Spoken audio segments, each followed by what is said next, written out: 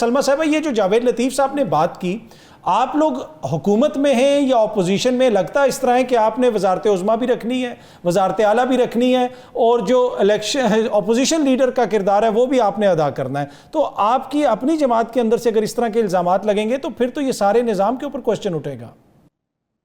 یہ سارے نظام کے اوپر کوسچن اس طرح نہیں اٹھ سکتا. پہلی بات تو یہ کہ دیکھیں جو جاوید لطیف صاحب نے جو گفتگو کی ہے، آپ میرا خیال ہے کہ وہ دو اگر شوز میں آ کے گفتگو کریں تو آپ ان کو دوبارہ بھی مخاطب کر سکتے ہیں، اس کے اوپر مزید وہ اس کے اوپر کوئی کلیریفیکیشن دے سکتے ہیں ڈیفینیٹلی.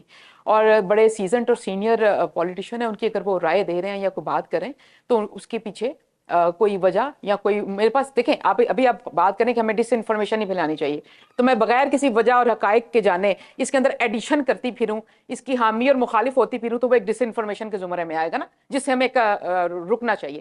دوسری بات یہ کہ یہ پی ٹی آئی کے لوگ جو آج باتیں کر رہے ہیں، جس ایٹروسٹیز کی بات کرتے ہیں، یہ جس نظام کے اوپر انگلیاں اٹھاتے ہیں، یہ جن ایف آئی آرز کا ذکر کرتے ہیں، یہ جن مظالم کی جو یہ بات کر رہے ہیں، یہ اگر آپ ان کی گفتگو سنیں تو ایگزیکٹلی اگر آپ پی ٹی آئی کے صرف یہ سال ہٹا دیں نا، ان کی گفتگو کے اوپر 2018 صرف گفتگو سنیں تو لگتا ہے یہ 2018 کی منظر کشی کر رہے ہیں. انہوں نے ایکچولی 2018 میں جو سارا کچھ تیار کیا تھا، جو حرکتیں کی، جن چیزوں کے یہ بانی بنے، یہی بانی بنے تھے ان ایف آئی آرز کی، یہ بانی بنے تھے لوگوں کے اوپر جھوٹی ہیروئنیں ڈالنے کی، جھوٹے کیسز بنانے کی، بشیر میمن کو بلا کر دھمکانے کی، لوگوں کی ویڈیوز بنا کر لیک کروانا کی، لوگوں کی آڈیوز نکالنے کی.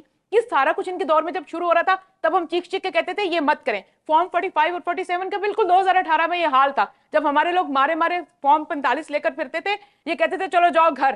تم لوگ کا تب سیم پیج تھا، تب ان کے پاس 10 سے 12 2035 تک کا یہ ماڈل لے کر آئے تھے. جو سلمہ، آپ لوگوں کا کیا ہے اس وقت؟ سیم پیج ہے یا نہیں ہے؟ ایک طرف الزامات بھی ہیں اور حکومت انجوائے بھی کر رہی ہے، یہ مسئلہ ہے نا. کے اوپر سال بدلتے تو لگتا ہے کہ یہ صرف 2018 کی سٹوری اب سنا رہے ہیں.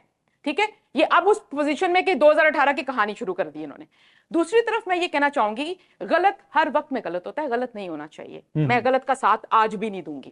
پر اس میں سلمہ پتہ ہے کہ جو تنقید وہ یہ ہو رہی ہے کہ یہ تو ایک پیج پہ تھے، مزے کر رہے تھے، اس وقت آرمی چیف بھی ان کو اچھے لگتے تھے، کسی کی ریکارڈنگ ہو اس کی بھی یہ کہتے تھے جی بالکل ٹھیک ہو رہا ہے. لیکن آپ لوگ حکومت میں ہیں اور ایٹ دا سیم ٹائم الزامات بھی لگا رہے ہیں اور حلفاً الزامات لگا رہے ہیں. اور آج ہی عطا طارق صاحب نے کہا کہ میں جاوید لطیف صاحب کی گفتگو کو سنجیدہ نہیں لیتا. یہ پریس کانفرنس میں انہوں نے باقاعدہ طور پہ کہا. تو اس سے تو پوری قوم ہی کنفیوز ہو رہی ہے کہ آخر ہو رہا کیا ہے. نہیں دیکھیں میری بات سنیں، آپ کسی کا سیاسی پارٹی میں رہ کر کسی کا انفرادی وہ بھی ہو سکتا ہے نا، ضروری نہیں ہے کہ وہ پارٹی کی رائے ہو. ایک سیاستدان منچا ہوا اپنی رائے بھی دے سکتا ہے نا. اور اگر وہ پارٹی کے یا تو وہ بطور پارٹی کے ترجمان ہوں اور وہ یہ کہہ رہے ہوں کہ میں پارٹی کا ترجمان ہوں اور اس کی پلیٹ فارم پہ دے رہا ہوں، پھر ایک اور چیز ہے کوئی وزیر اطلاع دے رہا ہے. لیکن اگر ایک پولیٹیشین آ کر بات کرتا ہے تو وہ اس کی ذاتی رائے بھی ہو سکتی ہے. اور دوسری میں کہنا چاہوں گی، انہوں نے دیکھیں کتنا پرانا شوق ہے کہ نون میں سے شین نکلے، شین میں سے میم نکلے، میم میں سے کچھ نکلے. لیکن حالت یہ ہے کہ ان کی اپنی پارٹی میں آج جو مروت صاحب، عمران خان صاحب جیل میں، مروت صاحب بات کرتے ہیں تو گوہر صاحب اس کی نگیٹ کرتے ہیں، گوہر صاحب بات کرتے ہیں تو وہ جو عمر ایوب صاحب نگیٹ کرتے ہیں، عمر ایوب صاحب کچھ کہتے ہیں. تو یہ خود کیونکہ اتنے زیادہ ٹوٹ چکے ہیں، بکھر چکے ہیں، کیونکہ ان کے پاس نہ کوئی اپنی انٹرا پارٹی کانفلکٹ اتنی بڑی ہو گئی ہے، اتنے پیسز میں بٹ گئے ہیں. تو یہ وہ والی چیز کو بس یہ اپنی ہر کمزوری کو دوسروں کو نام لے کر بیان کرنا